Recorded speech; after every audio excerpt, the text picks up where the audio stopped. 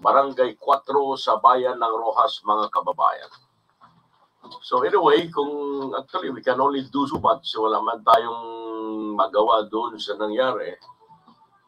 Ipagdasal na lang natin ang eternal repose ng itong namayabang si Ronaldo Valdez, mga kababayan. Nakakalungkot isipin na sa mundo natin walang malaking tao, walang kilalang tao, walang exempted kapag ang tao ay nakakaranas ng sobrang depresyon sa buhay.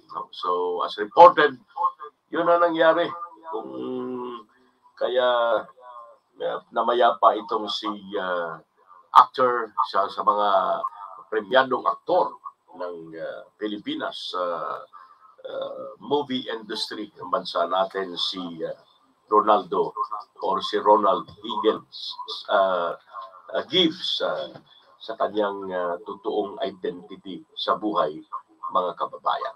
Samantala, tulong sa mga lugar na naapektuhan ng bagyong Kabayan, tiniyak ng Office of Civil Defense. Samantala, ang Commission on Election naman ay pinagpapaliwanag ng Korte Suprema sa petisyon ng Smartmatic at ang development, ang Quezon City Police District, iniimbestigahan ang sanhi ng pagkamatay ng aktor na si Ronaldo Valdez, mga kababayan.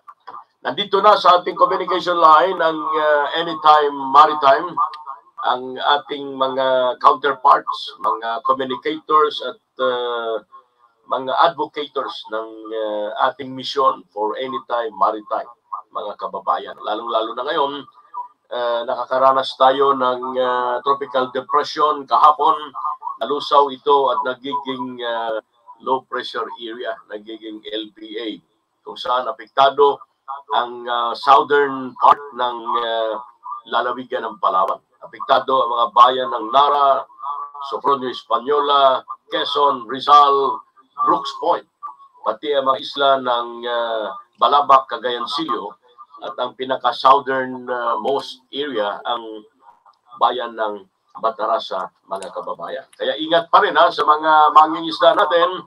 Huwag tayo mga pandi kasi meron pa rin low pressure area sa mga oras na ito na iniulat ng Pag-asa Weather Station, mga kababayan. We would like to welcome our founder ng Anytime Maritime, si Ma'am Mary Ann Pastrana, kasama ang magiging makapanayam natin ngayong umaga sa December 19, 2023 episode ng Anytime Maritime. Makakasama natin si Miss Catherine Abilino.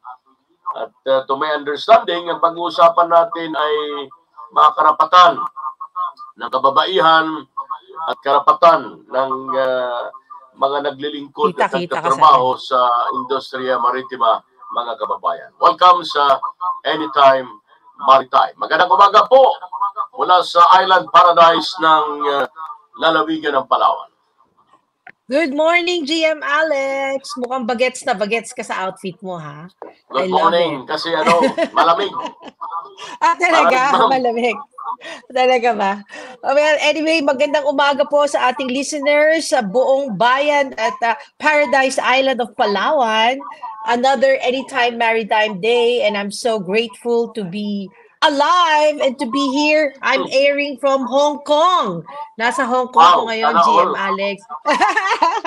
I'm with my mom and my aunt here in the room, and kasama ko ang aking dalawang anak at mga apo dahil birthday po ng aking panganay. So, gusto nilang dalhin yung anak nila.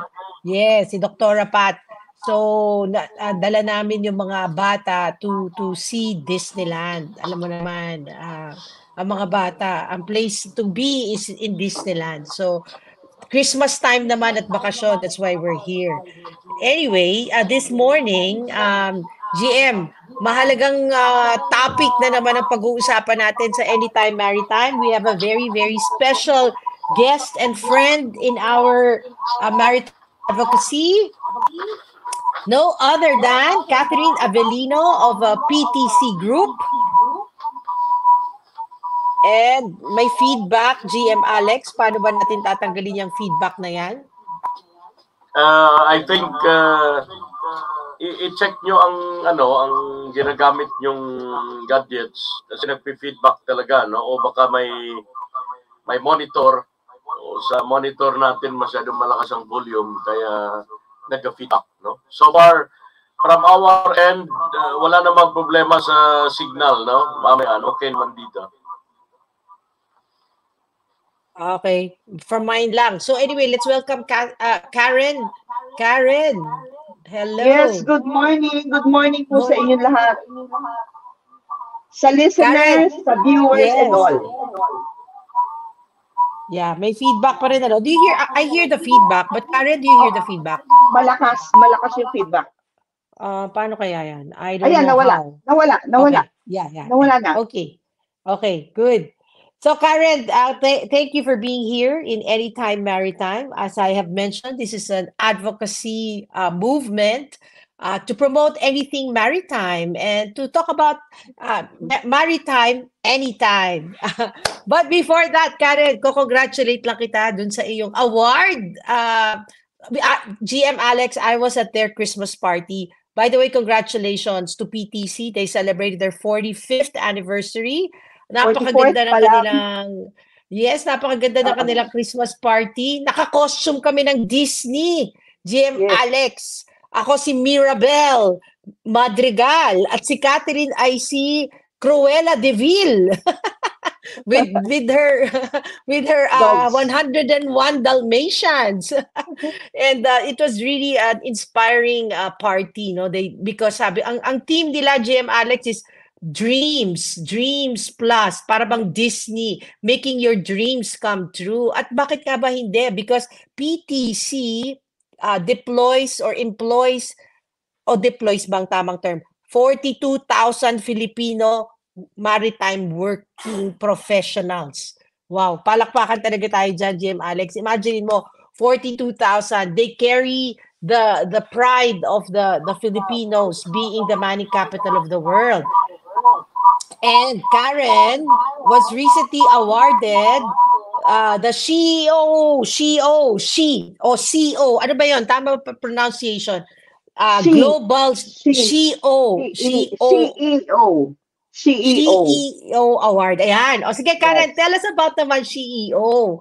What is it all about? And congratulations. Thank you for being Filipino pride, for being an awardee of the Global CEO Award. Okay, thank you. Actually, ang Maritime CEO is an organization that was formed by Sanjam Gupta of India. Okay, but I think this is now, if I'm not mistaken, either the third or the fourth year of Maritime CEO. The advocacy of Maritime CEO is more on diversity, gender equality, and inclusion. Okay, so walang ine-etsapwera, lahat should be welcome to participate in the maritime industry, to pursue their maritime endeavors, and to excel. Lalo na yung mga kababaihan, as you know, even sa India, hindi pa masyadong all out ang mga female, no? So they're really encouraging people. And then eventually, this really became an international organization recognized also by IMO, okay? And on a regular basis or on a yearly basis, they come up with a summit or conference discussing issues, areas for improvement, concerns, or anything that tackles more on their advocacy, no? Primarily talagang ano nila is more on gender equality talaga. So they came up with recognition for those who excel in certain areas. So hindi lang yung maritime CEO, meron din parang more on entrepreneurship, etc. May different categories. I think there are 4 or 5. Ito yung mga major categories. I was lucky to be nominated. Ang kalaban ko po dito hindi Filipino, puro international personalities, at medyo hindi nga sinabi sa akin ng company that they nominated me because alam nila mabibigat because most of those who also were parang included in the shortlist, talagang may mga accomplishments, okay? And they didn't want me to be discouraged, so hindi mo na sinabi until such time I receive a message that I won the Maritime CEO. So I'm so happy. I'm Oh so my God, happy. congratulations. Galing-galing. Talaga naman, imagine mo. Oy, excuse me, ang dami mo na ring nagawa ha. Mhm. So talagang ano yan, more than what, again, Demel, having the award means that you really did well. So nako, Thank you. congratulations, and we're so proud of you. We're so proud of you, Thank Karen. you. Thank you so much. So Karen, every time I talk to our maritime Mhm. advocates, ang laging tanong ay may trabaho ba sa maritime industry? Meron pa bang demand? And with that recent issue with EMSA na sinasabing hindi tayo dati pumasa dun sa ano ba yan, sa requirements ng EMSA, at pwede tayong matanggal sa whitelist. Yan ang tanong, parang merong insecurity. So can you talk about this issue in our industry, and where is it right now?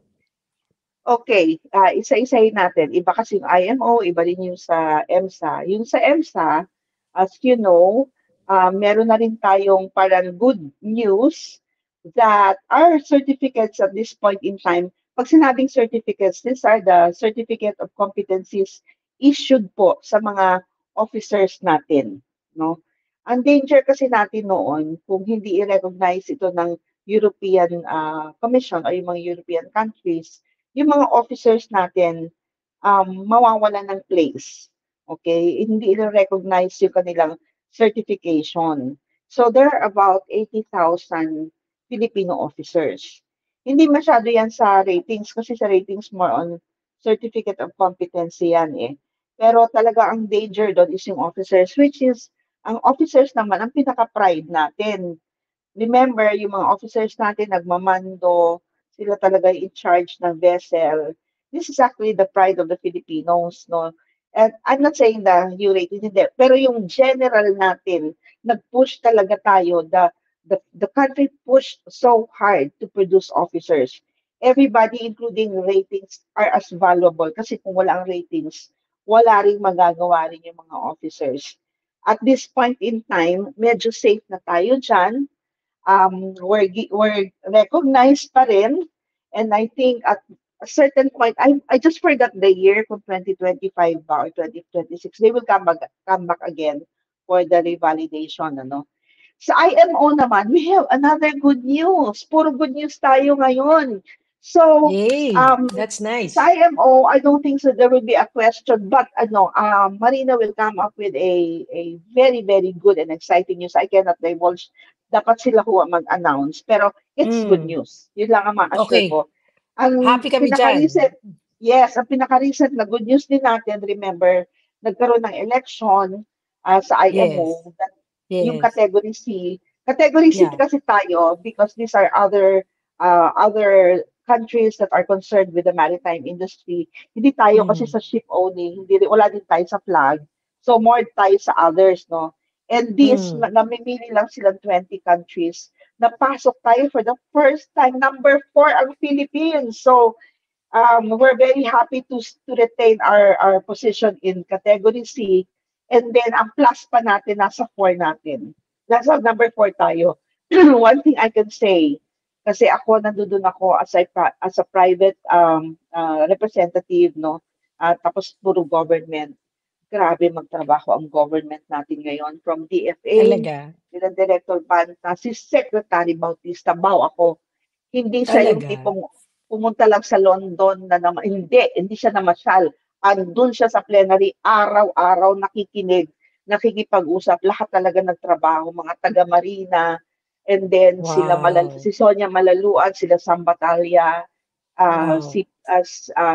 Attorney Pia, all the others from Marina, and then sa Coast Guard, andun yung nagtulungan lahat, PPA. Naku na, for the Talaga? first Whole, time, na-feel ko yung pride ng pagiging Pilipino talaga. Sobra. wow, good to Even know. pala si Whole it, Ambassador Teodoro Locsin, yeah. ay grabe.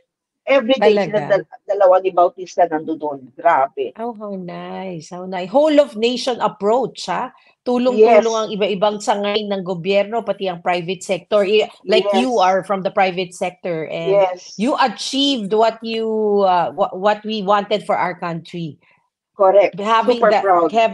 yeah, nice. Good to know, di ba? Kasi this is something talaga that we have to take seriously, no? Being the known mining capital of the world, having a Correct. lot of Filipinos in the maritime industry, dapat Mhm. lang talaga na napuntahan yan, bigyan ng atensyon at trabahuhin ng gobyerno at maritime sector. So, yeah, okay, we're very, very happy. So, okay, so what am I hearing na nandun tayo sa category C, did you say? C, May dadag C, yes. C?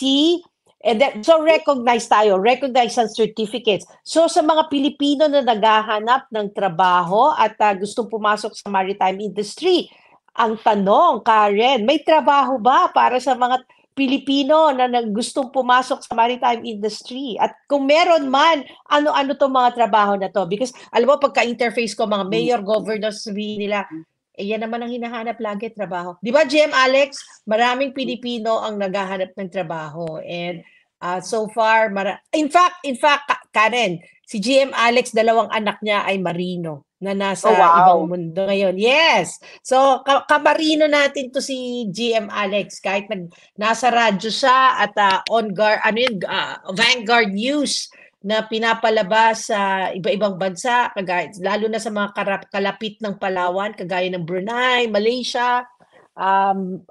Maritime din yan dahil dalawang anak niya ang marino. Okay, so babalik ako sa question. Meron po bang trabahong nag-aantay sa mga global maritime professionals? Okay. Let's trace back, no?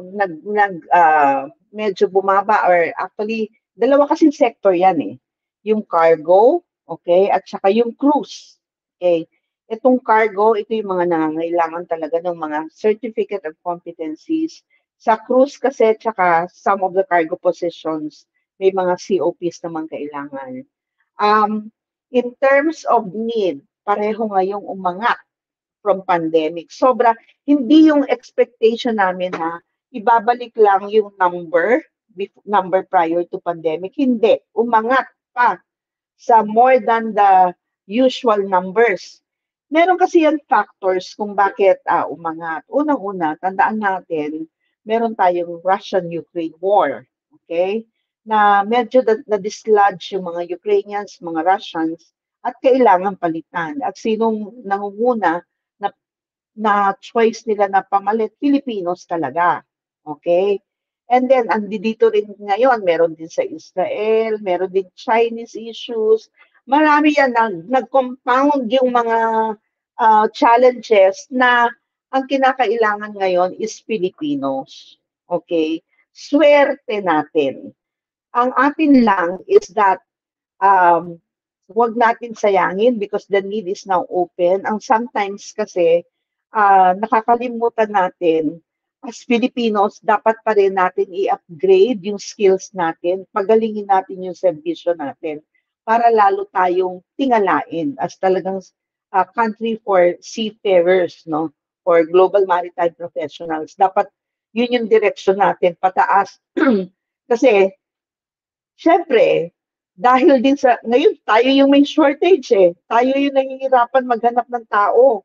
At dahil dito, ang mga ship owners, naghahanap din ng other alternatives. Okay, andyan ang South Africa, andyan ang other Asian countries, most on these areas, no? So, ang kompetensya natin ngayon, hindi lang Europeans, nasa Asia na, and then South Africa, na kailangan mapagaling pa rin natin yung mga skills and competencies para hindi tayo maungusan ng ibang bansa.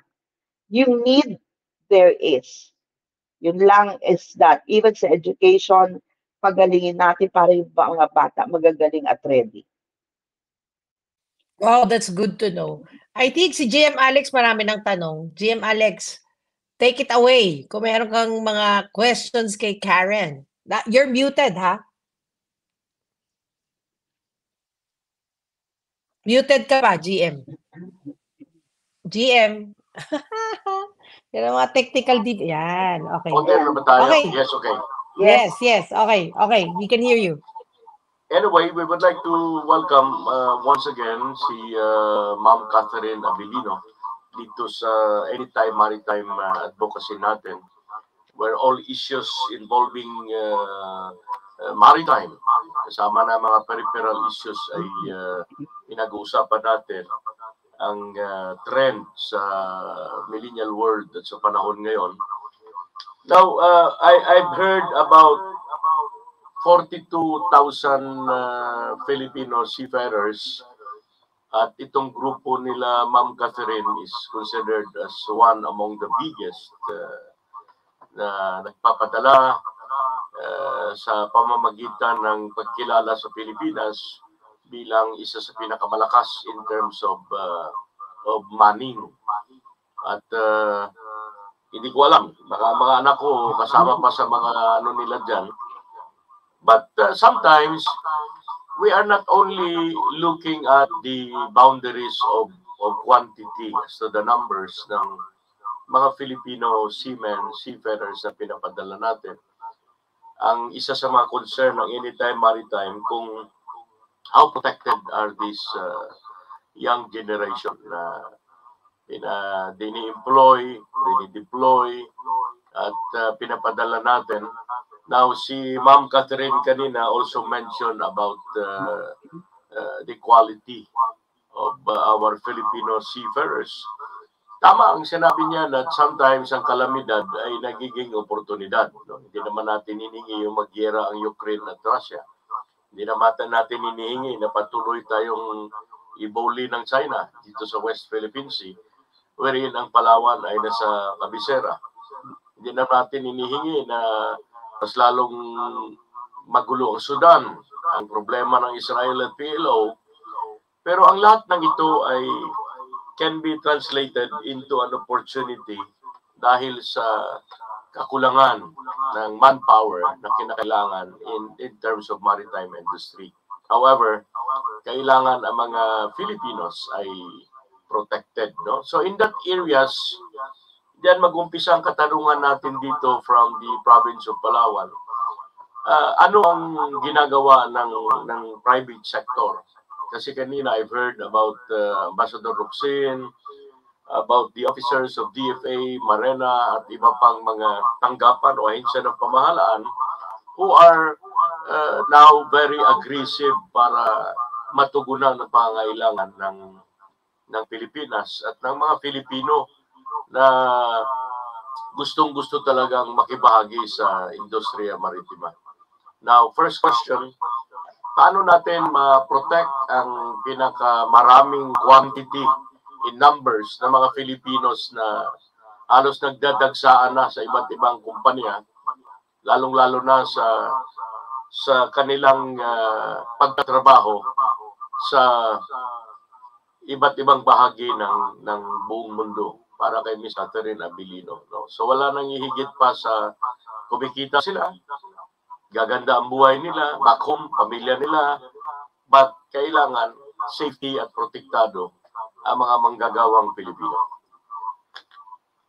Okay, very good question. First and foremost kasi, ang maritime industry is the most regulated industry. Okay? Meron tayong Maritime Labor Convention. Naka-define na talaga dyan yung protection and rights of our global maritime professionals. At any violation dyan, meron niyang equivalent, of course, na penalty or yung mga penalties, no? Doon pa lang sa Maritime Labor Convention, secured na dapat ang mga mga crew. Second regulation, Department of Migrant Workers. Okay? Very secure din ang rulings ng Department of Migrant Workers on the protection and safety of our Filipino crew. As a matter of fact, okay, mahirap magpa-register ng principal sa Department of Migrant Workers kasi as a money agency, we should be very responsible in making sure na yung mga nakukuha naming principals, we are following all the regulations, not only of the yung Maritime Labor Convention, pero yung local din natin na DMW, no? So kami, as a responsible manning agency, we're doing that. Okay? Meron din po kaming like, merong mga principals din na sine-check muna namin kung may history of abandonment of ships and crew, hindi namin ini-entertain yan. Okay? So kami, in terms of our principals, sigurado kami, medyo malakas ang feedback. So, medyo sigurado kami na protected talaga at safeguarded ang interest ng ating global maritime professionals. Paano tayo nagkakaproblema? Okay, ito yung issue dyan. Merong mga manning agencies, okay, na they do not really follow the regulations of Department of Migrant Workers. As a matter of fact, marami nang napasara ngayon ang Department of Migrant Workers. Meron mga nanghihingi ng pera sa mga crew. Merong pinapadala naman na kung saan-saan barko na hindi man lang nila binivet out properly. Meron namang mga nilalagay sa mga different positions na hindi dapat. Kung ang mga interested natin applicants ay very careful, they should only go through DMW and choose the right manning agencies to go to. Okay? Kailangan very careful dyan ang applicants. They have to make sure na puro legitimate yung mga pinapasukan nilang manning agency. Yun lang naman ang nagiging problema natin. Kasi sa dami ng mga issues minsan, for example, yung recent mga accidents, kagaya kunyari ito sa Israel, meron kaming incident ng near miss because of yung war, no, near miss na muntik na matamaan yung barko. Agad-agad yun, ginawa ng paraan ng principal na maayos na magiging safe yung mga crew, lahat maayos talaga ang alaga nila sa mga crew and then sa ship nila. Agad-agad in-inform kami, agad-agad in-inform namin DMW, agad-agad nagbigay ng announcement ng DMW that they are all safe. So lahat ito, kung sa tamang manning agency sila mapupunta, I don't think so magkakaroon tayo ng issue kasi overregulated na nga tayo. Sobrang secure yung regulation natin. Meron pang lalabas yung ating Magna Carta, ewan ko na lang, pangatlo na yan. So talagang nakalock tayo sa magandang mga regulations. Talagang safeguarded tayo lahat. Oh, that's good to know, no? Talagang maraming layer of protection ang mga maritime workers natin. And I think that's the uniqueness of the maritime industry because in other industries, wala namang ganyan, di ba? Hindi Correct. ganyan ka-regulated. So we have yung external sa IMO, and then meron pa sa sarili nating bayan, di ba? And then DMW, and then IMO, Marina, yan. So talagang highly regulated. So to answer GM Alex question, paano mapoprotektahan? Protected ang mga maritime workers. Correct. Yes, protected. Ang ngayon, ang issue nating Pilipino, I think, is to bring up the education and competency level, close the gap between the academe and the industry requirement so that we continue to hold the vision of being the manning capital of the world. So it's not like the numbers itself, but it's the quality of worker skills, worker skills. That is needed to be given attention to and improved by our country and our countrymen. Tama ba? Tama. GM Alex? O, yan. O, yun. So, talagang lilipat tayo ng pansin dapat sa education and training, no? Para talagang panghawakan natin yung posisyon natin. GM, anong say mo dyan? Nakamute ka, ha? You're muted. Yan ang issue natin. Maritime school dito ang offered the only institution which offers maritime courses ay ang Palawan Polytechnic College Incorporated. In fact, every Sunday may isang oras time binibigay sa kanila rito 1 to 2 p.m. para ma-advocate ng mga kabataan. Ang mga ginagawa nila dito sa mga maritime courses, which lahat sila tuwing darating itong Anytime Maritime Show, tuwing Martes ay they really take time to watch and to listen to us kasi may napupulot silang mga bagong informasyon, may nakukuha silang mga updates about the maritime industry. Now, it appears that the general impression is, kumbaga sa sabong, agaw ang mga Filipino seafarers, no? Parang ang trend ay favorably palaging napupunta sa mga Filipino. I don't know what happened to that 17 seafarers na hostage na ninegotiate ng gobyerno natin, and our government is saying na bago mag-Christmas ay siguradong makabalik sila sa kanilang pamilya. I agree na maliban dito sa Magna Carta or seafarers na hindi ko alam kung matatapos yan sa both houses of Congress before the year ends, kasi magre-recess na ang Kongreso. Kung anong pinagkakabalahan ng Kongreso bagay tungkol sa budget for 2024 na fiscal year ng administrasyon ni President Bongbong Marcos. While sobra ang mga batas governing the journey of our seafarers, we agree. Last episode na pinag-usapan namin ni Ma'am Mary Ann, kahit maganda pakinggan ang term na seafarer, mga seamen, pero at the end of the day, OFW pa rin ang kategori nila. Mga manggagawang Pilipino pa rin yan na at least hindi lang pilit, kailangan nasa mataas ang level na sila ay nagtatrabaho na may high sense of respectability and integrity. Igagalang sila sa kanilang mga pinagtatrabahuan, no? Sinasakyan mga barko.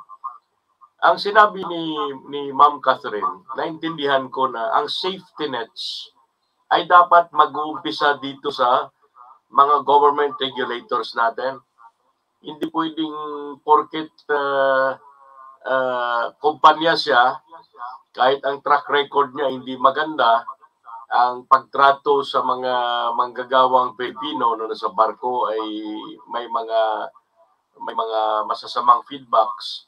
Sige na lang tayo nga sige, no? Ang safety nets pala ay dito mismo manggagaling from the very government regulators natin. Tinatawag nating regulators dahil mula sa Marina, DMW, lahat na mga may kinalaman sa industriya maritima are considered as government regulators basing on their own mandates. No?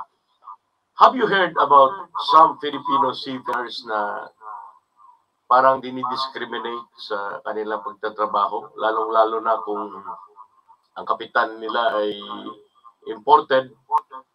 Tapos kung minsan, sinasabi ko ito dahil makaka-relate ako ito kasi kinikwento rin sa akin ito. May mga time na halimbawa, I do not want to mention about specific race, but kung ang kapitan ng barko ay ibang rasa, iba ang religious orientation, iba ang spiritual beliefs, kung minsan nakakaranas sila ng parang hindi magagandang pananalita, lalong-lalo na sa diferensya ng kanilang kinakain, the way they work. Kahit alam natin walang Pilipino na tamad. Alam natin ang Pilipino kahit sa buwan mo padalhin at bigyan mo ng opportunity, ang Pilipino talaga ay masinop. Hindi lang masipag, masinop, matyaga. At ang Pilipino ay marunong magsakripisyo. Alang-alang hindi sa sarili niya, ngunit alang-alang sa pamilya niya na nag-aabang at naghihintay na para umayad kung sa local tongue dito, gumanda rin ang kanilang buhay. Sa mga issues about discrimination sa loob ng barko, lalong-lalo na pag sila ay nakakaranas ng kapitan na medyo hindi angkop ang hindi magkatugma. Yung number one, ang cultural differences ay definitely iba. May language barrier. Kasi ang mga Filipino naman, pag pinasampa mo sa barko, kahit paano, mag-i-English talaga ang Filipino seafarer. Lalong-lalo na kung nakatapos talaga ng pagiging marino, nakapag-aral. Now, going back to the bone of contention, while ang safety nets ay sinisiguro ng gobyerno natin na bago tumanggap ng mga kumpanya, regulated ng gusto, ang track record ay okay, peperma ng mga kontrata, protecting our seafarers. Kasama na dyan ang kanilang wages and benefits. However, sa issue ng racial differences, cultural differences, spiritual beliefs, among others, have you heard Filipinos complaining about parang discriminated sa isang international ship na ang kapitan ay practically hindi Filipino? Okay, I think ang dapat nating i-consider, kasi it's really more on cultural differences yan eh. Ang dapat nating i-consider, maski anong industry meron, may discrimination. At hindi mawawala rin ang issue ng discrimination even sa maritime industry. Okay, and this is where, kaya nga very important din sa education and training na talagang ma-brief lahat ng mga global maritime professionals natin ang expectation on board. Okay? And then, isa rin sa ginawa namin is that even sa college, kasi meron po kaming tie-up sa Mapua, we are in partnership with Mapua. We have the so-called Mapua PTC College of Maritime Education and Training. Naka-integrate na rin po yung cultural difference course or subject doon sa kanilang curriculum para at least prepared sila. Ang ginagawa lang po ng mga shipping companies ngayon, they're very open to feedbacks. And then yung feedbacks, gusto nila, hindi na i-force through sa mga, let's say, yung protocol nila ibibigay mo na sa kapitan bago makarating sa owners. No. May direct line na for feedback para at least alam nila kung ano nangyayari sa barko. Okay?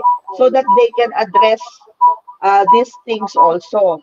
And this is a very good exercise kasi ngayon nakakapag-open up na even as early as cadet stage ng mga mga cadets. Nakakapag-open na kaagad sila, nasasabi na kaagad kung ano yung treatment sa kanila because it's very important that this will happen. We've also had cases, okay, syempre hindi lang discrimination, lalo na sa babae, yung harassment, okay, sexual harassment. That is also one area that we make sure na dapat may voice yung mga kababaihan, masabi nila kung anong nangyayari on board, makapag-complain sila ng walang takot. Nangyayari na yan ngayon. Kasi dyan nga yung dissemination of information that you have the right. You have to vocalize. You have to make sure that you're able to express kung anong dapat mong sabihin. Huwag kang matatakot.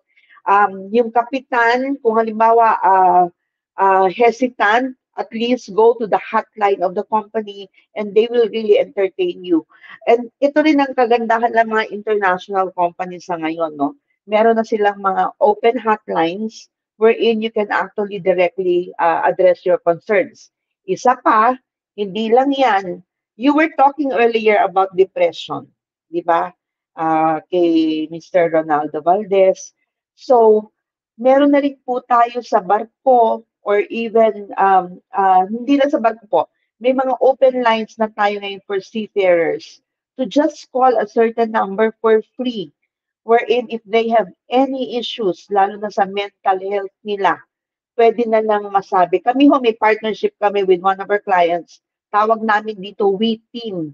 Yung We Team, tatawagan mo lang, may 11 different nationalities na pwedeng sumagot, multilingual sila, na pwedeng i-address, pwedeng listening ear lang sila, pwedeng a professional intervention. marami na pong mga solutions sa discrimination and mental issues and yung mga sexual harassment.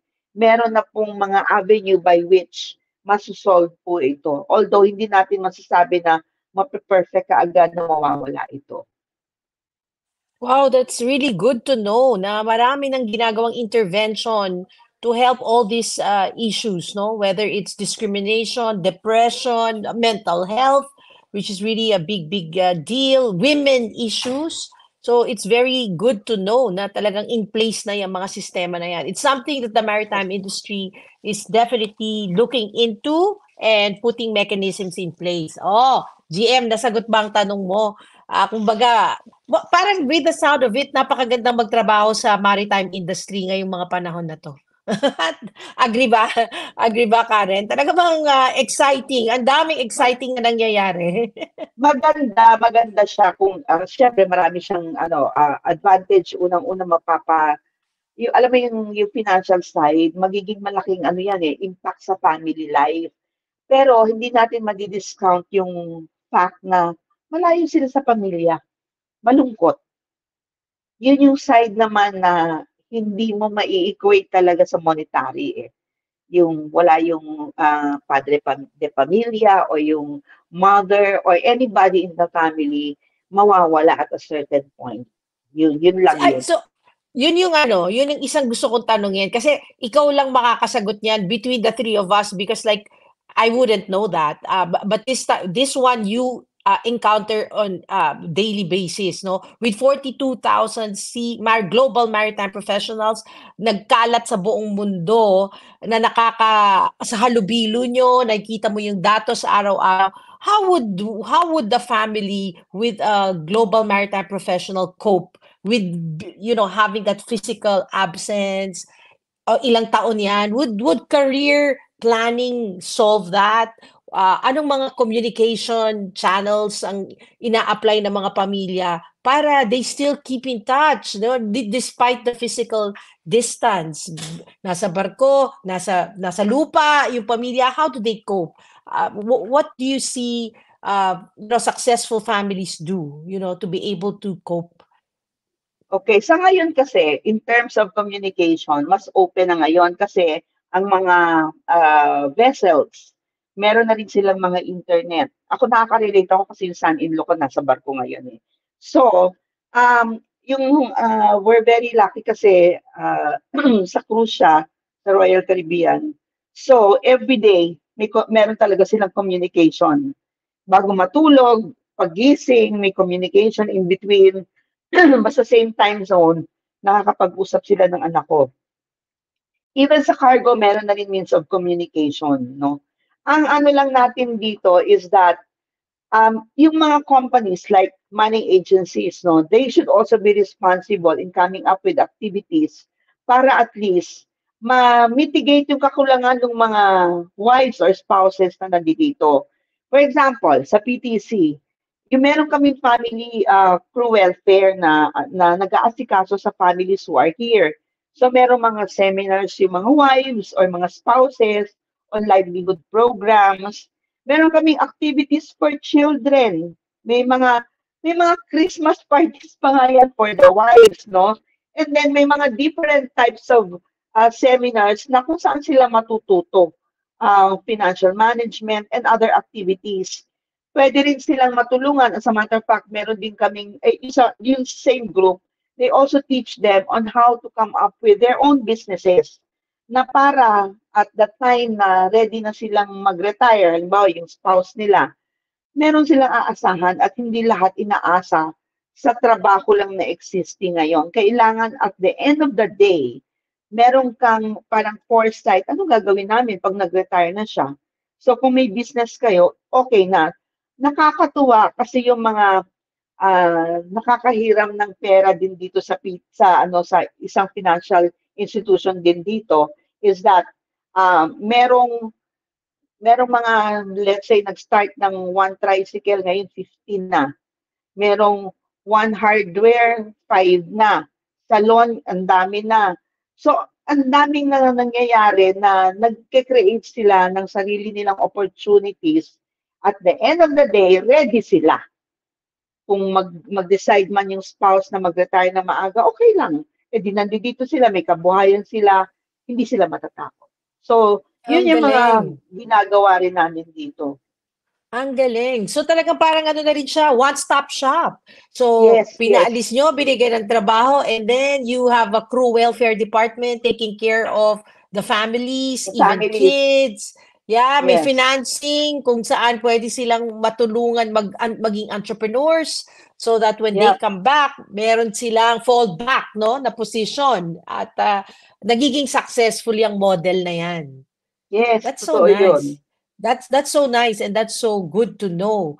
GM, may sasabihin ka ba? Kasi ako marami pang sasabihin, pero Gandang ang gandang system at mechanism ang ina-apply ng kagaya nila nitong kumpanya nila ni Ma'am Catherine. Yeah. Dahil number one, PTC, ang pangalan ng kumpanya nila GM ay PTC. Hindi lang nila concern ang makapaalis ng mga seamen. Hindi lang nila objective ang kasi while they are doing this, of course ang kumpanya ay kumikita, pero iba ang kumpanya na ang conscience niya medyo mataas ang level. Ang tawag ng karamihan dyan is corporate social responsibility, which ang kanilang CSR expands to the very basic. Kasi I agree, marami ang nagkakaproblema na yung ibang seafarer, alis ng alis, pagbalik, wala pa rin naipunda. Yung iba naman ay alis ng alis, parang hindi nakikita ang pinaghihirapan. No? Na alam naman natin, hindi ganun kadali ang, parang hindi tayo namumulot ng pera dito eh. Kasi in every dollar cents, down to $100 na poproduce o sinasahod ng isang manggagawang Pilipino sa industriya maritima ay kaakibat ito ng tiyaga, pawis, kalungkutan, pangungulila, etc., etc. These are psychological which may impact sa yung sinasabi ni Ma'am Catherine kanina na mental health. So, natutuwa ako dahil ang PTC ay kumpanya na ang kanyang conscientious ang dealing sa tao, no? Kasi may mga kumpanya naman walang pakialam eh. Pag napalis ka lang, kumikita sila, minsan nahihirapan pa makipaglaban ang pamilya in terms of problem. Natutuwa ako kasi in the maritime industry, lalong-lalo na sa mga nanonood, nakikinig sa atin, naintindihan nila ngayon na maraming utak, maraming kamay, maraming puso ang gumugugol ng panahon para sa continuing protection and common welfare ng mga seafarers natin, mga manggagawang Pilipino. Kasi we heard a lot of stories, itong mga recruitment agency, mga manpower agencies, padala ng mga tao sa gitnang silangan. Pagdating doon sa gitnang silangan, wala na silang pakialam, wala na matakbuhan ang mga kawawang pamilya kung sakaling anuman ang mangyari. No? So, natuwa ko personally at sa mga nakikinig at nanonood sa atin that PTC is hindi lang valuable but conscientious na kumpanya. Yan ang pinaka-importante sa kumpanya.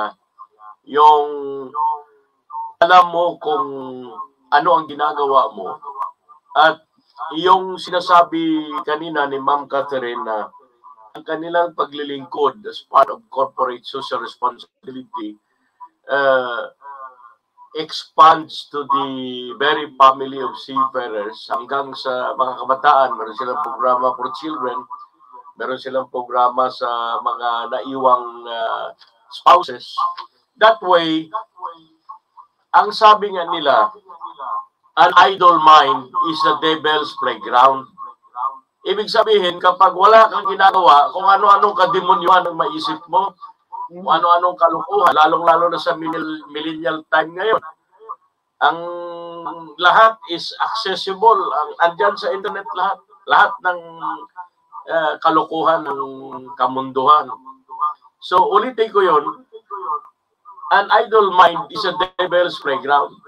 So kaya itong mga naiwan na pamilya para hindi magkakaroon ng problema habang nagtatrabaho si tatay o habang nagtatrabaho si nanay abroad, and we are talking here about the maritime industry, it's good to know na meron kayong mga programa para magiging abala ang mga naiwan.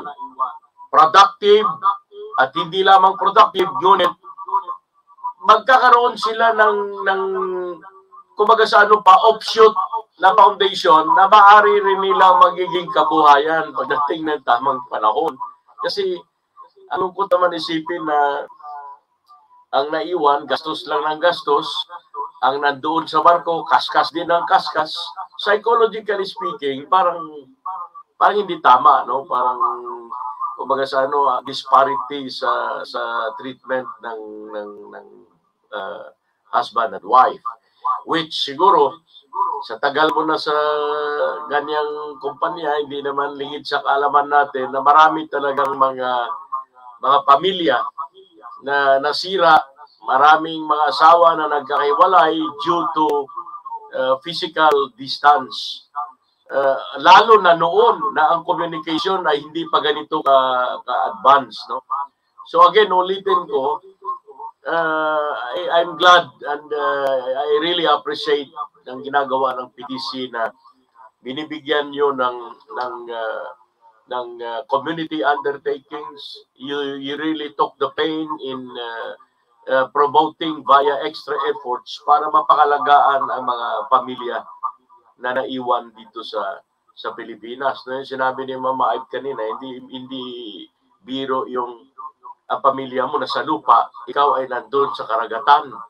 So by the looks of it, to think about it is not easy, no?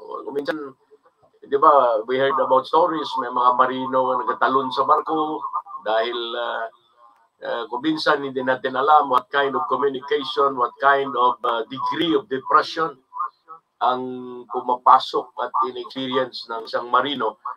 Kaya although remote ito, pero may mga narinig tayong istorya na tumatalon sa barko, wawala sa karagatan, maybe due to internal, domestic, or emotional na hindi na nakayanan. No?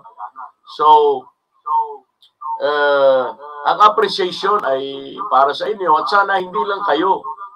Sana lahat ng mga manpower, manning agencies, lahat ng mga ganito ay magkakaroon ng common pattern or unified system, schemes, or mechanisms para makasiguro tayo na ang mga nagtatrabaho sa sektor ng maritime industry at hindi lang nga sa maritime industry, ngunit sa industriya kung saan isa sa pinakahaligi ng ating economic balance ay ang dollar remittances ng mga OFW natin. How I wish na one day ang scheme, ang mechanics, ang program na ina-apply ninyo sa mga umaalis sa kanilang naiwang pamilya ay magiging pareho sa ibang kumpanya na inaasahan natin. Kasi sa totoo lang, kahit ako, personally nalulungkot ako. Kasi nasanay ako na yung mga anak mo, makita mo araw-araw, yung malulusog pa mga anak mo noon, ngayon wala na sa tabi mo. Yan, tatay ha, di kaya asawa. Pero I can also feel kung ano ang tinatawag na kalungkutan habang nasa far distance ang isang anak o ang isang tatay o ang isang nanay, kasi wala namang ano ngayon eh. Wala namang ang gender equality ay babae man o lalaki, pare-pareho na lang na pwedeng basta qualified at competent, pwedeng isampa sa barko, sumakay ng barko. No? So, I think with that note, makasiguro tayo na with PTC and the rest of these agencies ay magkakaroon ng pare-parehong programa para kasi ang pinaka-importante, hanin natin ang pera kung sira naman ang pamilya natin. Hanin natin maraming kinikita kung mentally tortured ang isang marino. I don't know kung anong take ni Ma'am Catherine dyan sa mga sinasabi ko. Well, hindi ko masasabi lahat ng money agencies ganito. Pero sana maging standard. Ang ano lang talaga, ang PTC kasi is very serious. Tandaan natin, ang tinatransform natin is lives ng Filipinos, lives ng families. So, dun talaga kami concerned. Actually, ang PTC is really more into human development. Okay? Ang sinasabi nga ng iba, okay, gusto lang mamera ng mga money agencies. Kung makikita nyo lang yung program ng PTC, hindi siya kumbaga, hindi ang intent is to really make huge money. Money is there, pero ang concern kasi, even with Ambassador Carlos Salinas, yung founder, at saka si Mrs. Salinas, Mrs. Isabelita Salinas, concern nila is transformation talaga, ever since. And yun ang kagandahan.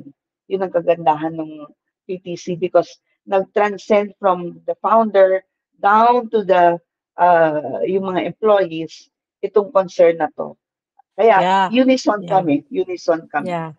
Kumbaga ano talaga serious ang PTC in helping and transcending, and for the people looking for jobs, sisiguraduhin po na maganda po yung manning agency na approach ninyo, no? Dahil that's for your own protection.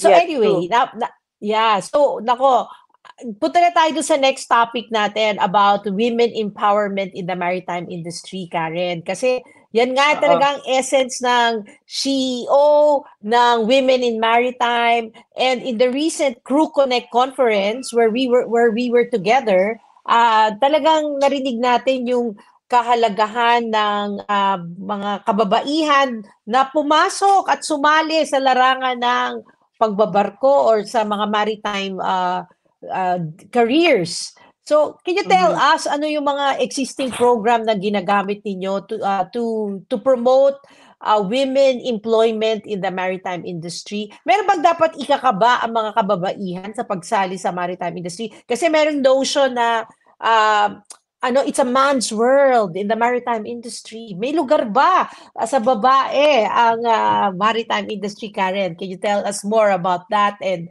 opportunities and what women can do to join the maritime industry? Okay, very good question. Again, dalawa yung track na pag-uusapan natin dito. Yung first track is, ito yung mga opportunities sa cargo vessels, which means ito yung mga merong COCs or may mga licenses.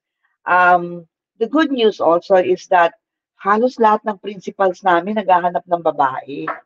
Ang problema natin is kulang tayo na babae. Pagdating sa mga maritime transport, BS Marine Transportation, BS Marine Engineering, kulang talaga. So sa ngayon, nagkakaubusan din kami ng mga opportunities na mag-provide ng women sa mga cargo vessels.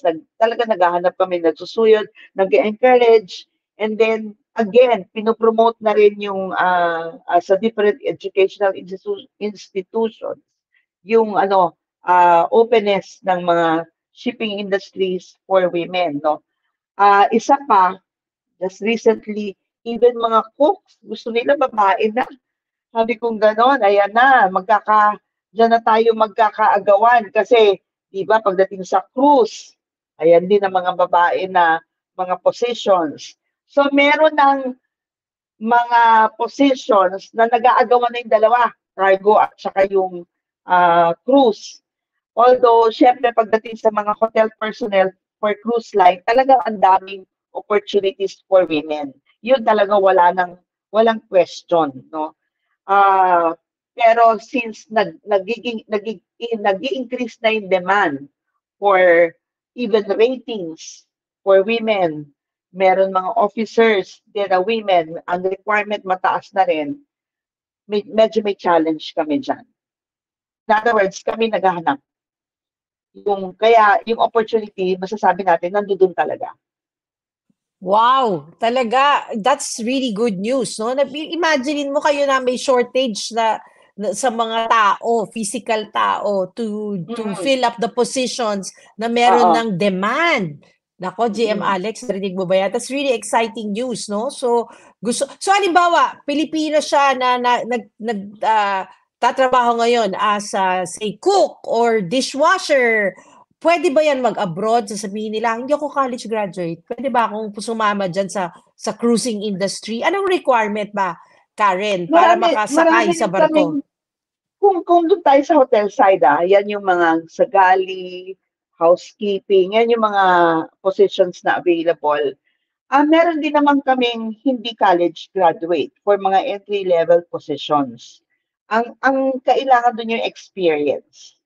Parati namin sinasabi, even for the college graduates, make sure, doon muna tayo sa hotel side, make sure na pag-graduate nyo, at least kumuha kayo ng 2 years experience. Meron din namang mga schools na may opportunity na sila for practicum, no? Meron silang practicum for specific functions in different hotels. Isama na natin yan. Pwede na yan. Carried over na yung practicum na experience normally for 6 months. So, pag ganun, kailangan na lang nila ng 1 year and 6 months again of experience.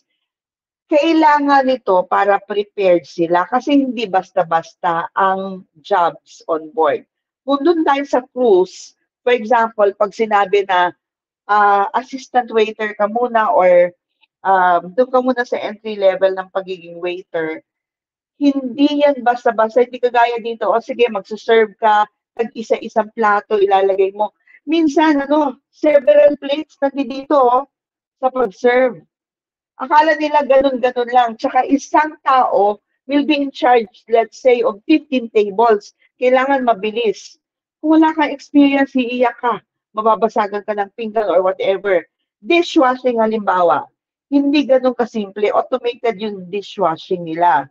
Ang ibig sabihin, lalagay mo yung plato, aantayin mo sa end. Meron yung roller. Kailangan mabilis ka sumalo ng plates.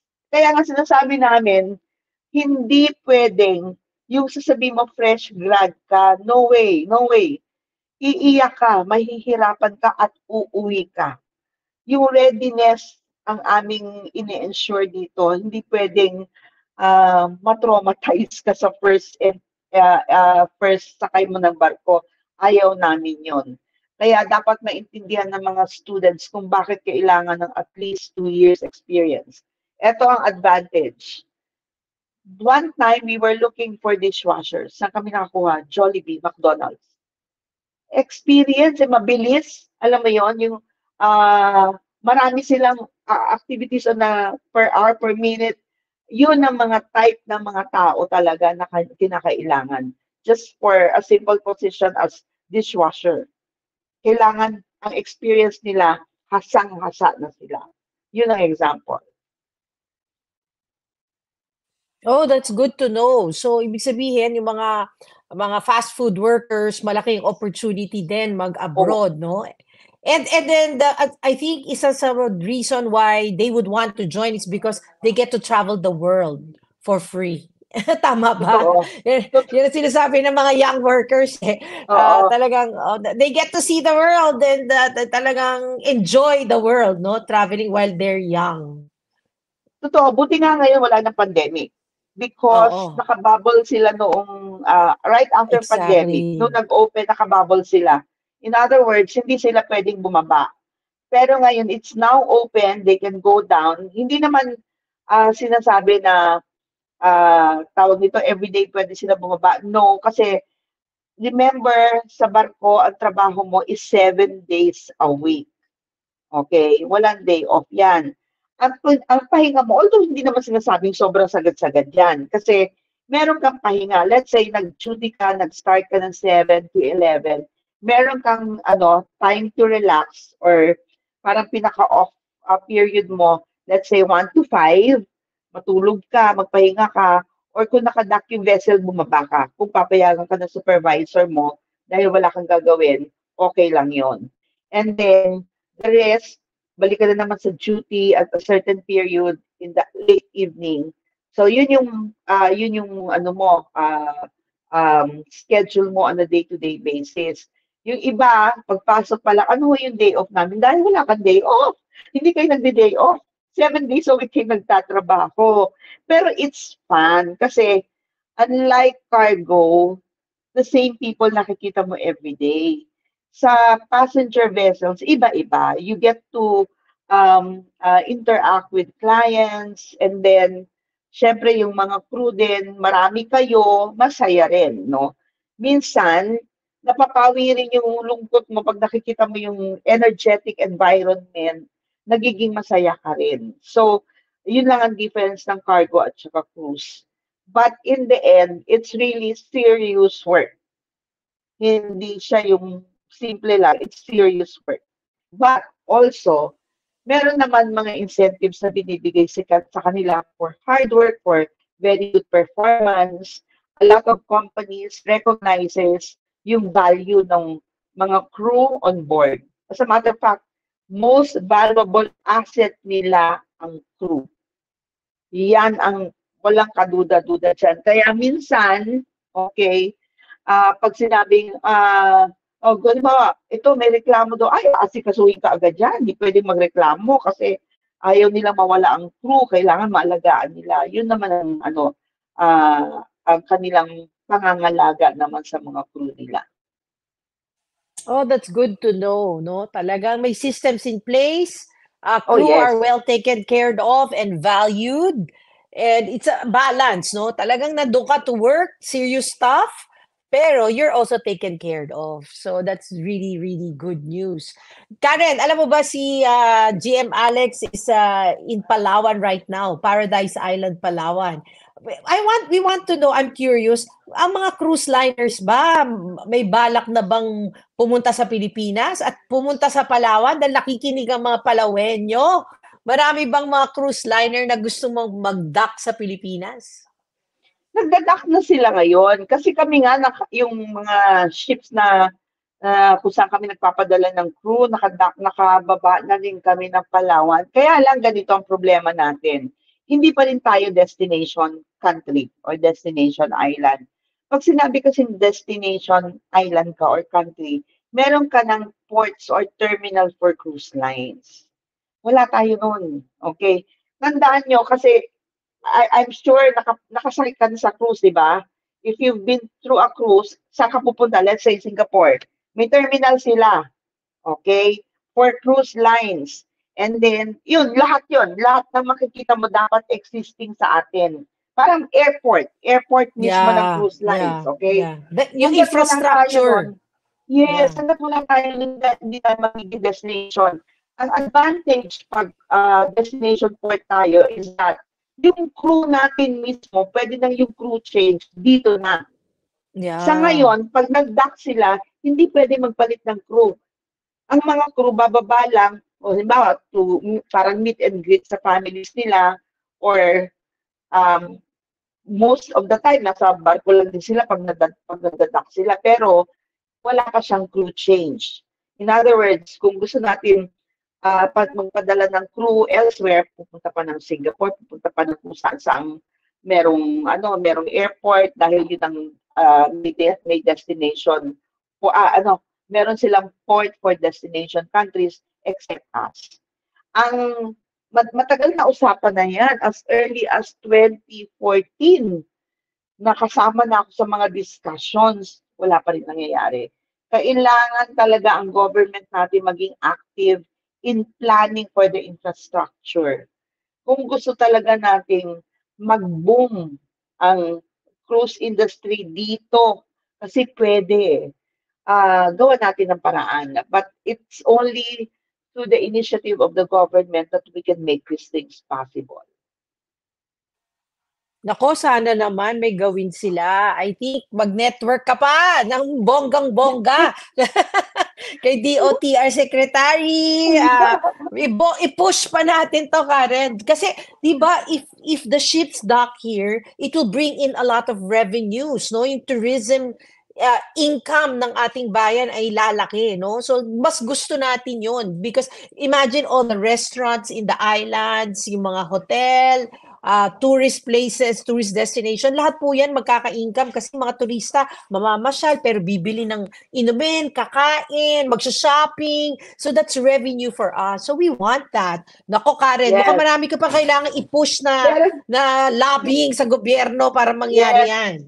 May example lang ako Yung Yeah. first time na dumating ang Voyager of the Seas sa Boracay, meron ang Voyager of the Seas at the time had 2,000, I think mga 2,000 something passengers, and then may mga crew ata mga 800 or something like that. Okay. Ito na, nag-dock na sa sa Boracay. Half day wala nang binibenta ang Boracay. Parang 2 hours lang ata, wala na. Wala na. As simple as yung mga, alam mo yung bracelet na Oo nga eh. Totoo tinatali. yan.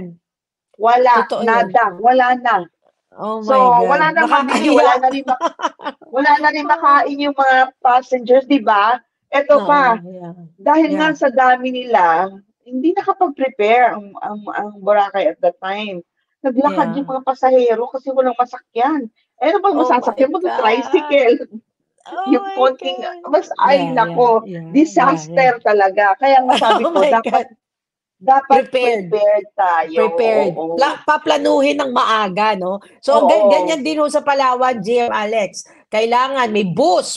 Pagdikit ng cruise liner, magandang terminal, may bus na Oo. magkakarga dyan sa mga Oo. turista, may pagdadalhan, may mabibiling, mga souvenir, Correct. may masasapingan, may makakainan na hindi ho tayo hindi nakakahiya na maubusan so that people, they keep on coming back. Kasi pag nagreklamo yung mga customer sa cruise ship nila na parang dinala nyo kaming Palawan, wala namang mabili, wala namang makain, Oo. hindi na sila uulit, di ba? Wala lang So, mainom, kamo, tubig lang, Oh wala my- na.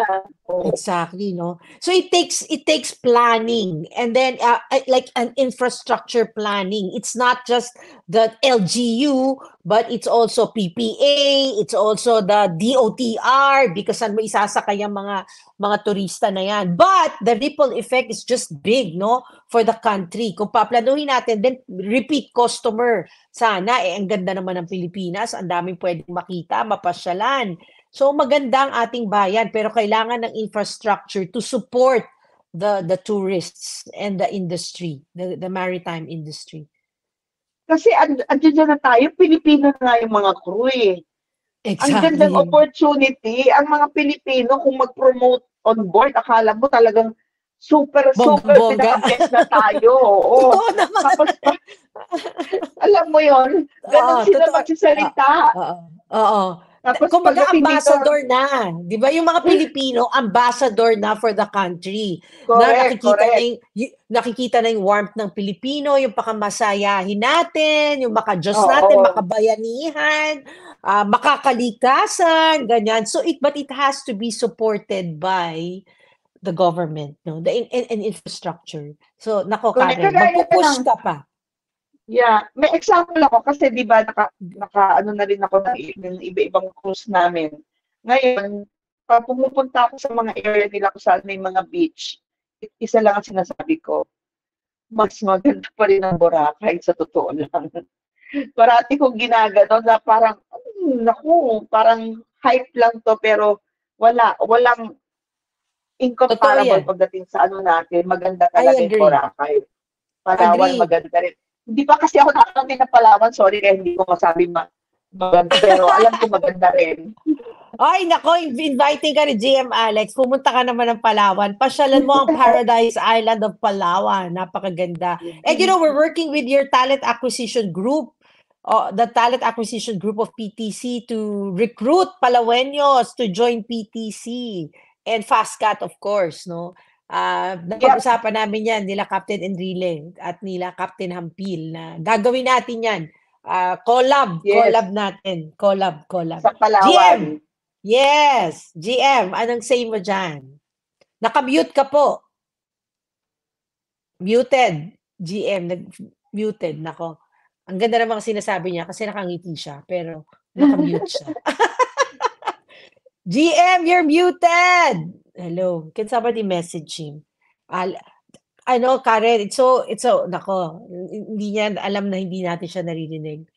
Exciting times for us, no? So, but I think we have to work harder to get more women in the maritime industry, no? Ano sa tingin mo pa ang pwede nating push para we get more women in the maritime industry? What are like Alam mo, dapat strategies?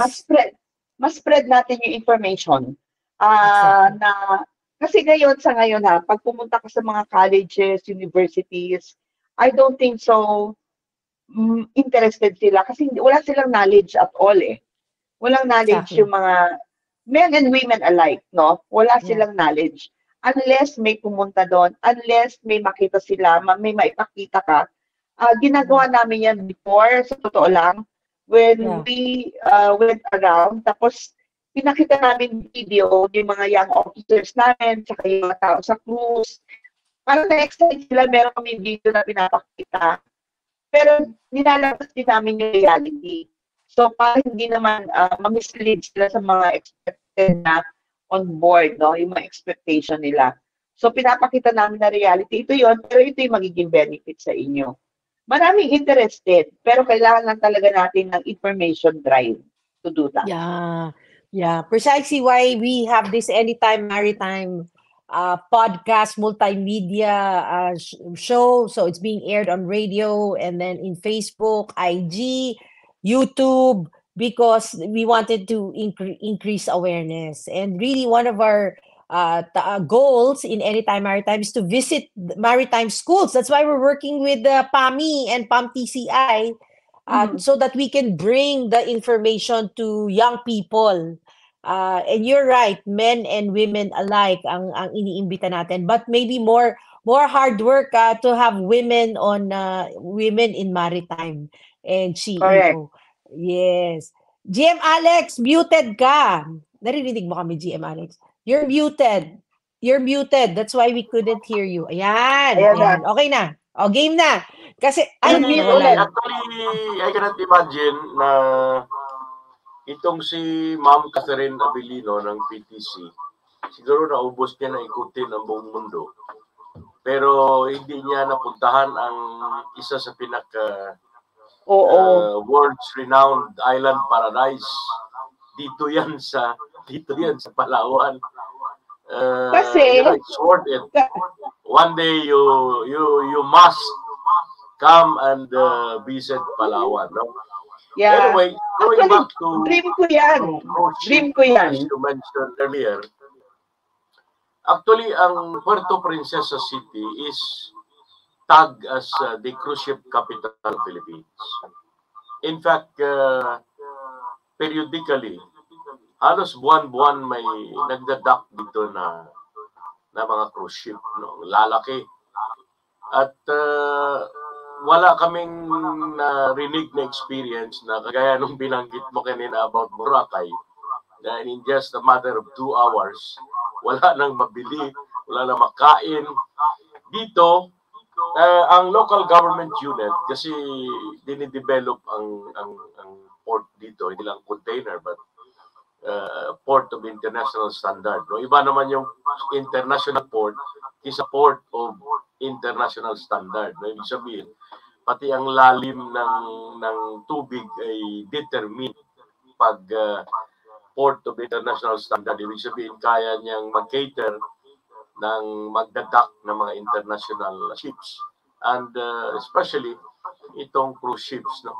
So, ibig sabihin, ang port dito sa lungsod ng Puerto Princesa is port of international standard. Kasi obviously, hindi naman allow ang Philippine Port Authority ng cruise ship na dadaong sa isang puerto pag hindi kakayanin. Now, we never heard an experience na nauubusan ng pagkain. Kami rito, alam namin pag may dumaong na cruise ship, Alam namin yan kasi happy-happy ang mga ano dyan. Mula sa tricycle driver, taxi drivers, pati ultimo mga karinderya. Yung mga sidewalk na Yeah. nagbibinta Oo. ng Totoo yan. kung ano-ano Totoo mga yan. abubot. Street Yan. food. Oo, Yeah. yan. Lahat sila na dyan hanggang may sa benta. kung halimbawa, ang cruise ship would stay about 2 days, 3 nights, 4 days. Kikita ang tourism industry. Alam mo naman, isa sa mga haligi rin ng ekonomiya ng LGU sa Puerto Princesa at Palawan is the tourism industry. No? Kaya maingat dito ang tao, maingat kami rito about environmental issues, kalinisan, etc. etc. No? Now, going back to women empowerment in our topic, kasi baka hindi natin mapag-usapan, mahalaga ito. Ang gender equality is beyond question. Kasi ang Constitution ng Pilipinas, our fundamental law in one of its Declaration of Principles, nagsasabi, and I quote, "The state recognizes the role of women in nation building." Yan ang dahilan kung bakit ang PMA, Philippine Military Academy, nagbukas ng kanyang pintuan para sa mga women cadet. Ang PNPA, nag-open ang kanyang pintuan para sa mga future police officers na mga babae. Parang ang issue ng gender equality ay hindi na problema. No? At ang Estado mismo is mandated na ang kababaihan ay bigyan ng patas at pantay-pantay na proteksyon, pagtingin, pag-value ng karapatan, pagbigay value ng katangian at ang abilidad para sa quote-unquote nation building.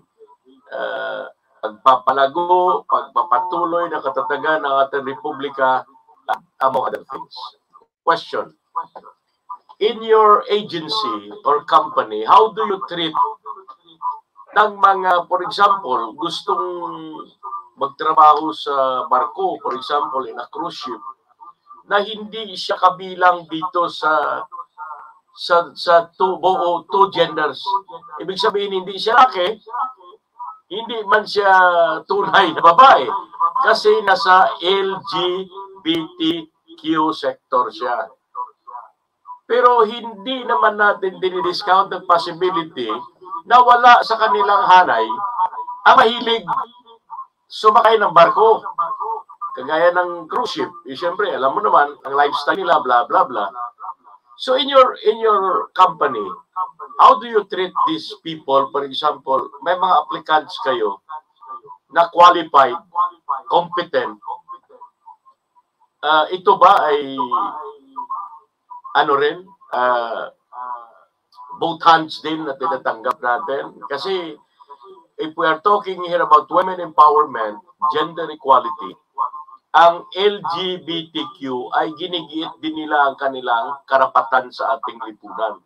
Before the eyes of the law, not necessarily before the eyes of God, but before the eyes of the law, sa komunidad natin, kailangan din nila ang patas na pagkilala at respeto sa kanila.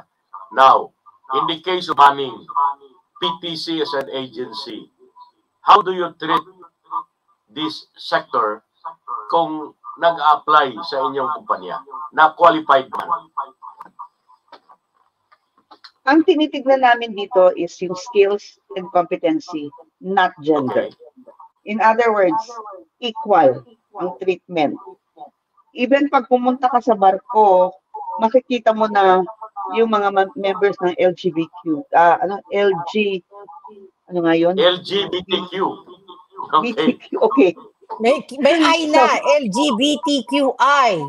Bakit may ay? pa nga eh. I is fluid ba yan?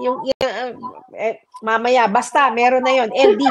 LGBTQ. Queer. Ano ba yung I? Mamaya, may isip ko. Indifferent. Okay, I is okay. indifferent. Hindi niya alam kung babae siya or lalaki siya. Okay. Indifferent siya. Oo. Fluid. Marami. Fluid. Oo. Marami on board. Marami on board and Marami they're on all board. treated equally.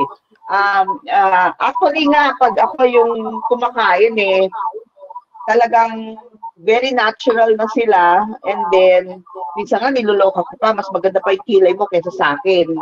So, talaga dun sila, walang question yung gender. It's really skills and competencies lang.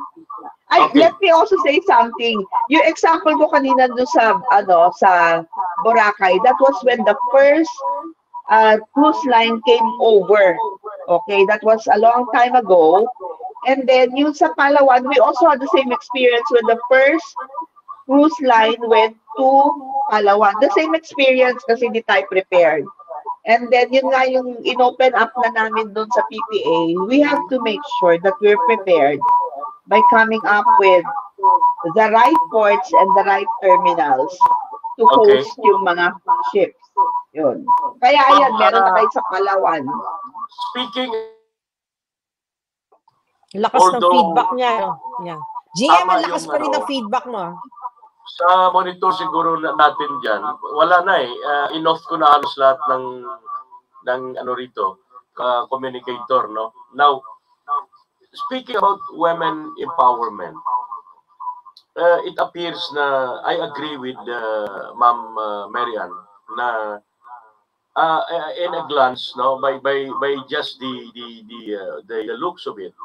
Pag sinabi mong maritime industry, it suggests masculinity. Noon, ang tingin natin, ang may karapatan magkapitan na ng barko, lalaki. Parang parang kapitan ng barangay na dating kapitan ng barangay, bayo kapitan, kailangan lalaki.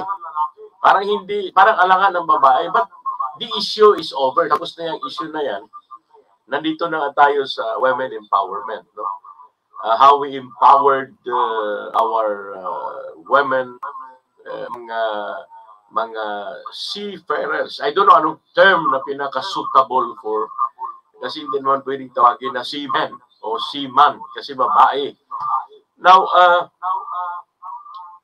siguro alam ko na marami na rin kayong napasakay, not only sa cargo, but most probably sa cruise ship.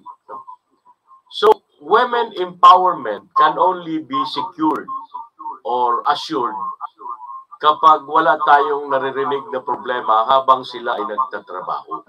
How they behave, kung walang mga attitude problem, ang characteristics nila ay taglay nila yung pagiging resilient, bit-bit nila ang determinasyon na hindi lamang kumita, ngunit bit-bit nila ang determinasyon at image ng isang masipag at masinop at matyaga na Pilipina.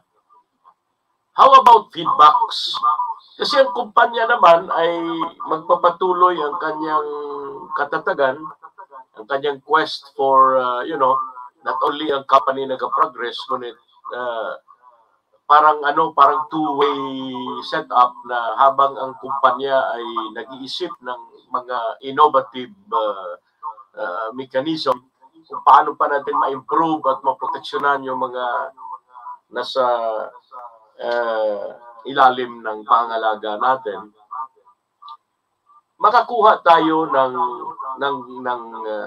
panibagong result o makaisip tayo ng panibagong paraan kung makukuha natin ang tamang feedbacks mismo on the ground.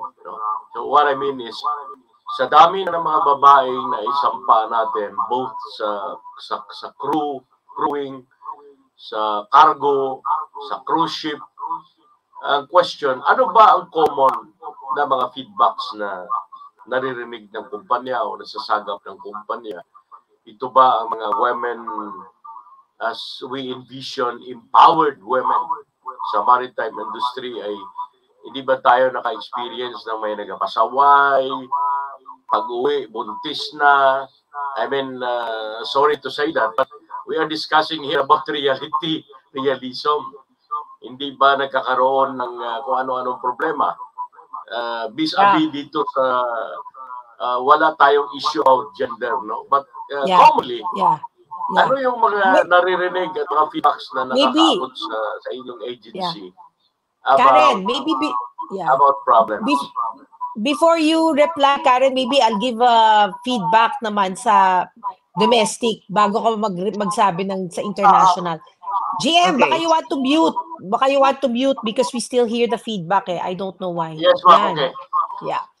Okay, to answer your question, sa domestic industry, shipping industry, we don't encounter a lot of mga issues, no, on whether it's harassment or discrimination. We don't see a lot of that. At pag tinatanong ko nga sila, ang mga young women officers, GM pa-mute because ang ingay pa rin ng feedback. They would say, barkada nila yung mga kalalakihan sa barko. They feel that they're being taken care of. They are respected. So in short, dito sa Pilipinas, hindi naman dinidiscriminate ang kababaihan.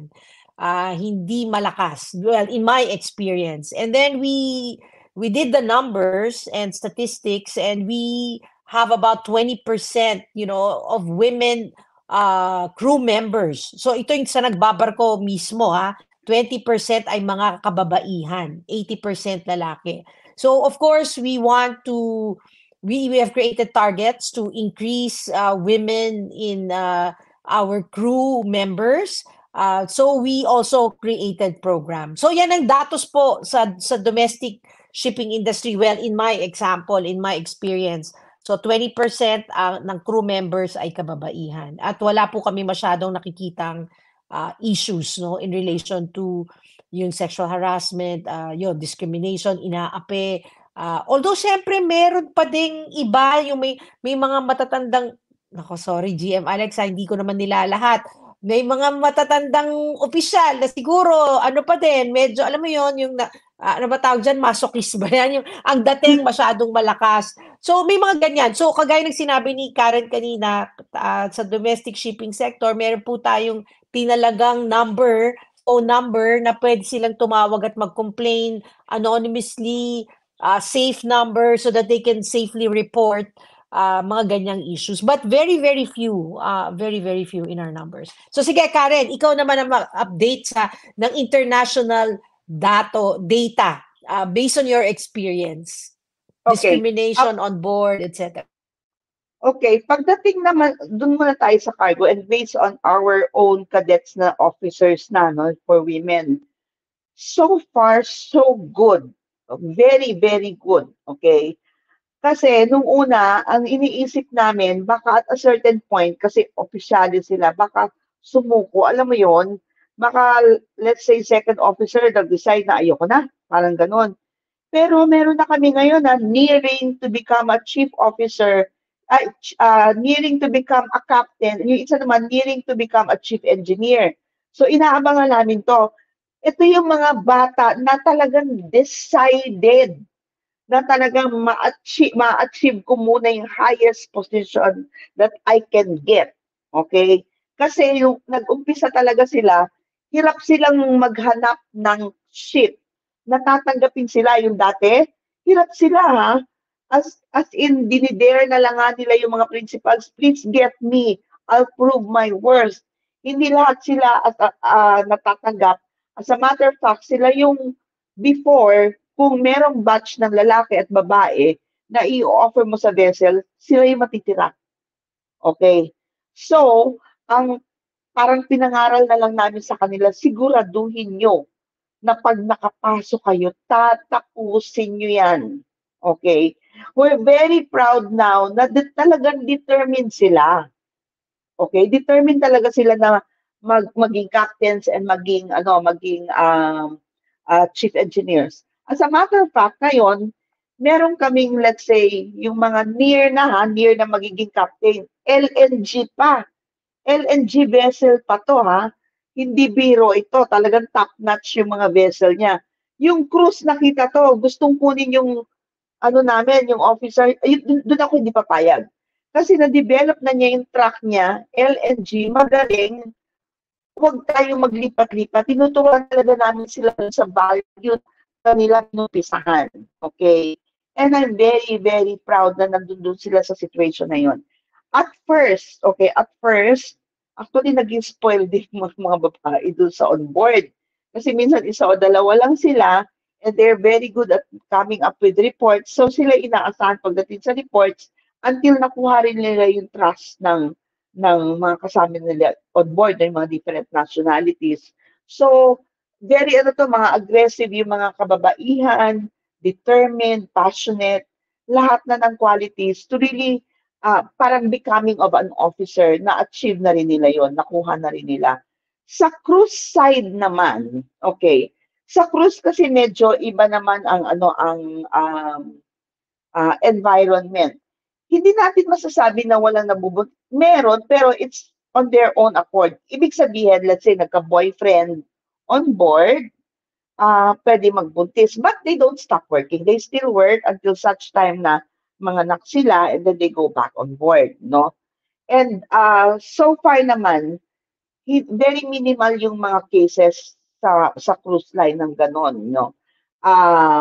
But I think ngayon malaki rin ang natutulong ng pre-departure orientation seminar natin. Kasi one time nakapag salita ako sa okay, tandaan nyo, the reason why you are going on board is for your family. After this, when you come back, you should be with your family.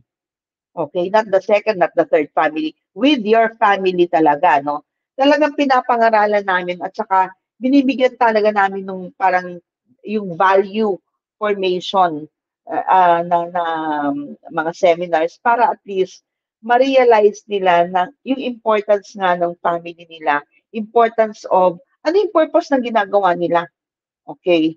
Hindi to pang kung ano-ano lang. Okay? It's really for the transformation of your lives. Okay? Of your lives. So, andyan yung mga pangaral. So far, so good ngayon kasi alam niyo yung mga babae ngayon, very independent-minded, very wise. Di ba? Hindi ako magpapaloko. Hindi ako, sisiguraduhin ko na yung career ko magpo-prosper. Ganun ang mga babae ngayon. As a matter of fact, yung aking youngest, napaka-career oriented, grabe. Parang gusto ko sabihin, uy, kailan ka ba mag-aasawa? Parang gano'n, di ba? Yun ang mindset nila, iba ngayon. May determination sila, kumbaga, kung ano nagagawa ng lalaki, magagawa ko. Much better pa nga. Okay? So, that is how parang the minds of the younger women evolve nowadays. Talagang ando doon yung passion nila at saka determination. Wow, good to know at good news. Talagang nako, alam mo, nung nakikinig ako sa'yo, Karen, we have had discussions here in this platform about Vision 2050, Philippines first world economy by that time, no? Sinusulong to ng mga leaders ng Philippine Chamber of Commerce and Industry that they see the Philippines to becoming a first world economy by 2050, actually as early as 2030. And now hearing you say this, na ang ating mga young women are very determined already. They know what they want and they're working hard to achieve this. Hindi nila iniisip na babae lang ako, so mas okay ang lalaki. No, yeah. You're saying now that our young Filipinas are empowered Filipinas because they know what they want. They're working hard to achieve what they want, and they are becoming active, productive, global maritime professionals. Oh, that's good news. We are on the right track. GM, nasagot ba ang tanong mo about women? And of course, open din sa sinagot ni Karen, very loud and clear. Karen, kung meron akong isang ite-take home dito sa ating discussion in the past 2 hours, or nearly 2 hours, is that it's not about the gender, it's about skill and competency. Skills and competencies, yes. Totoo yeah. Yun. So wag na magpa-discriminate. Pag sinabi, porket ano lang ako, LGBT, ganyan. Dinidiscriminate ako. It's not about that. It's about your skill and your competency. So whatever you are, dapat magaling ka, magpakagaling-galing ka, have that skill set that is required by the job so that walang discrimination. Parang ganon. Yes, meron akong like, di ba, may in-invite ako sa international forum to speak, no? lahat ito parati ko ina-address yung mga principals. Please don't get women because you need them for your numbers. Okay? Get them because they're qualified. Kung ikaw naman ay babae, please apply and be bold enough to apply because you know you are qualified. Okay? You are not there as a number. You are there because you are highly competent. Parati ko yung nire-remind sa principals. Amen. That's really good, no? It's really a matter of perspective, no? Kumbaga magsi-switch ka, paradigm shift. Huwag kang magtingin coming from the point of view na, kasi discriminate ako kasi LGBTQ, yung ganyan. But no, hindi. You're a person, you are valued, you are appreciated because of the skill that you have, because of what you do. Galing. GM, alam ko si Karen may next meeting ito. Pero Karen, may ilang minuto ka pa ba? GM. But before we do that, I think you have to go. Karen, thank you so much in advance for all, for all the things that you do for the maritime industry. Talaga namang isang active industry player ka, tinitingala ng nakararami. At I think talagang mapalad na nakikita mo yung nangyayari dyan sa ating industriya. You are in the position to really inspire, to motivate, to guide, to lead women, not only women, and anybody in the maritime industry. So talagang mapalad kami dito sa Anytime Maritime na sinamahan mo kami. At alam ko kasama kita dito sa advocacy na to ng Anytime Maritime. Remember when I was talking about this years before, and I was like saying, I think we should talk about it and increase maritime awareness. So I'm so happy that you are in the bandwagon, that you are part of this advocacy because you are really there. You are a pillar in the maritime industry, being part of the PTC group. Sabi ko sa iyo talaga, Karen, nung party ninyo, talagang naluluha ako doon sa mga video ABP presentation ninyo. Sana nakita ni GM Alex. That's really, really touched. You really transform lives. You really make dreams come true out of what you do in PTC. And talagang kumbaga, kung ang Pilipinas ay kilala sa being the money capital of the world, dahil din yan sa isang PTC na nagtataguyod ng flag, no? Nagtataguyod ng Filipino flag for the global maritime industry. So we are so fortunate to have had you here. Karen, maraming mag-closing remarks ka naman, closing remarks. Kung meron kang gustong sabihin at ibilin sa mga nanonood sa atin sa Palawan, Brunei, Malaysia, London, USA, at ang magre-repeat ng papanood nitong ating podcast na to, Karen. Please. Okay.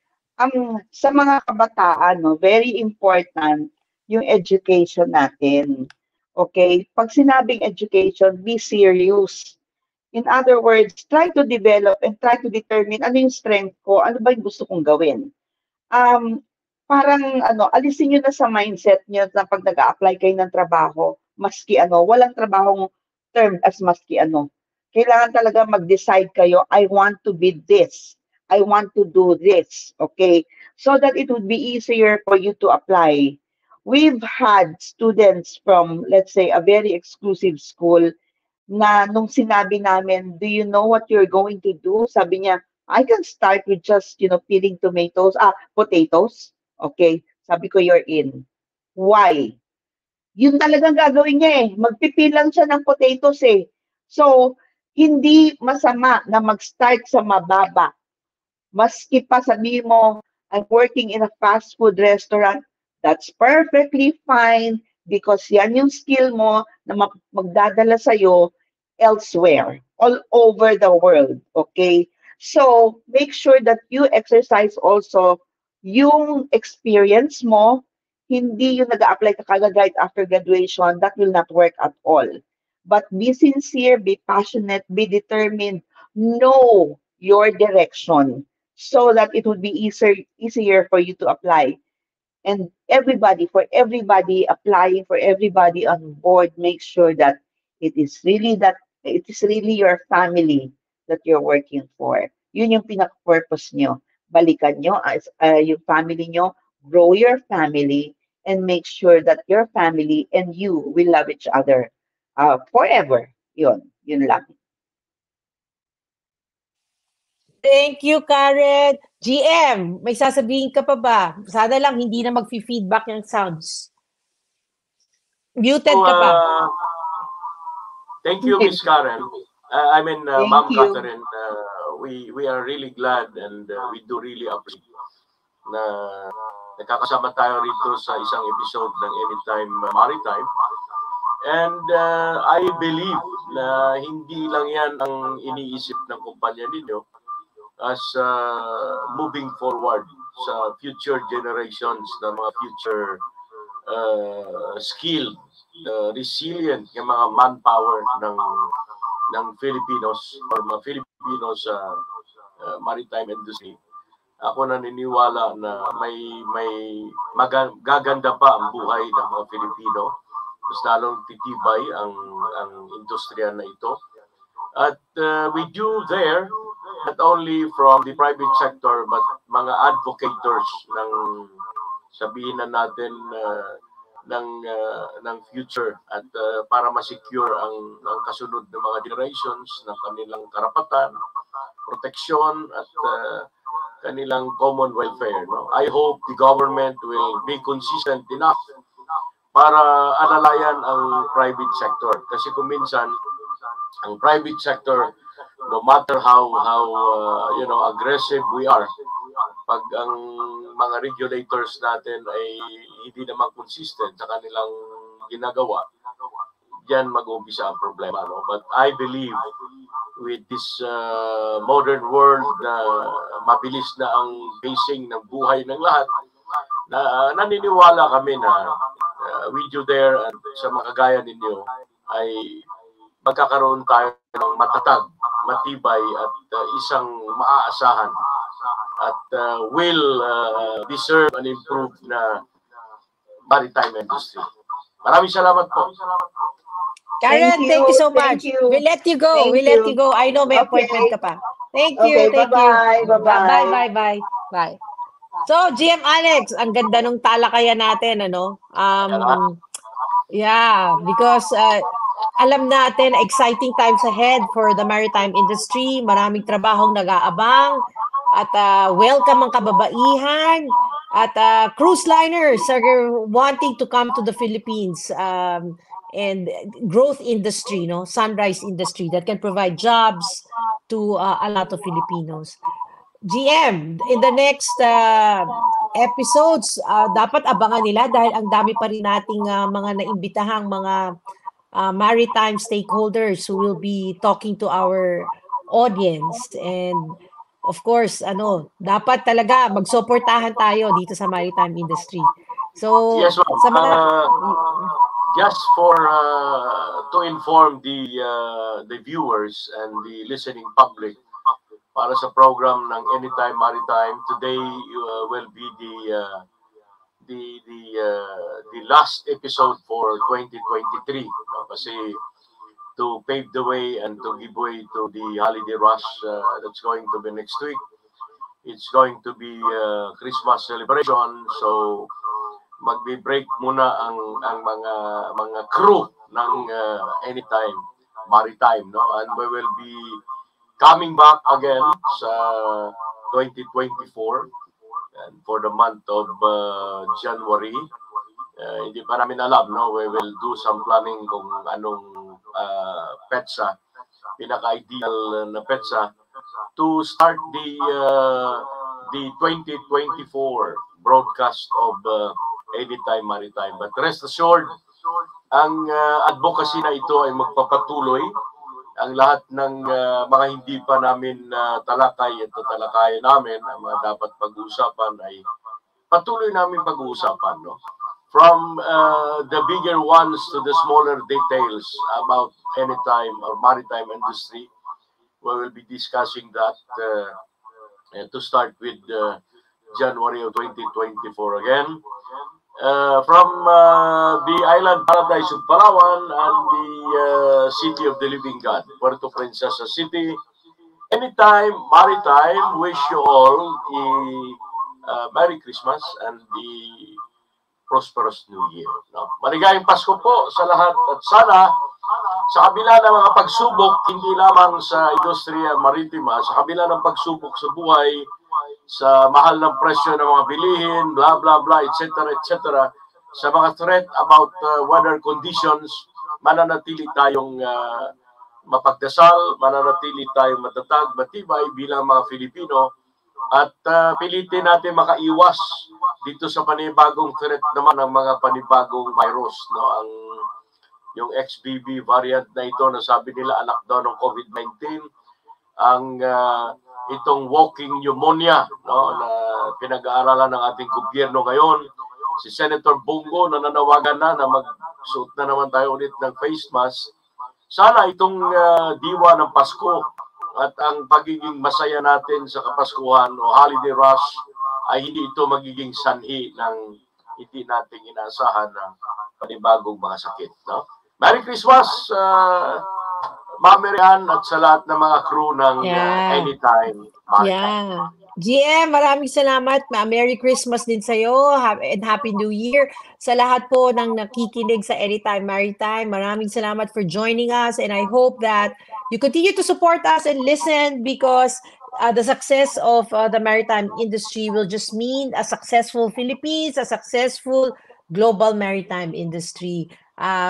Kami po dito ay nagmamahal ng todo-todo, no? Passionate about anything maritime, anytime maritime, at sama-sama po tayo palakasin ng ating industriya maritima. Maraming salamat. Yes, thank you for joining us in our intelligent conversations here in Anytime Maritime. Thank you, Anytime everybody. Maritime, mabuhay. Thank you. Bye.